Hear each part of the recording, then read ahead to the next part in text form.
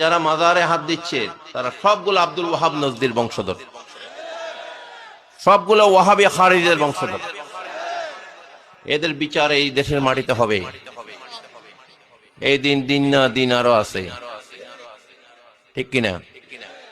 সুতরাং মনে করেন না এই দেশকে আপনারা সিরিয়া বানিয়ে ফেলবেন, ইসরায়েলিদের হাতে তুলে দিবেন। আপনারা ওই সব উগ্রবাদীদের একটাই উদ্দেশ্য। ভারতে দেখেন ওই হিন্দু উগ্রবাদীরা, তারাও একই কাজ শুরু করেছে, মাজারগুলাকে তারা লক্ষ্যবস্তুতে পরিণত করছে। কারণ এই মাজারগুলা সমস্ত উগ্রবাদীদের শত্রু। মাজারগুলা সব ধর্মের মানুষ সেখানে যায় নিরাপদ আশ্রয়স্থল হিসাবে। এটা হেদায়েতের উৎস। আল্লাহ পাক এই স্টেশনগুলো করে দিয়েছে, সুবহানাল্লাহ বলেন।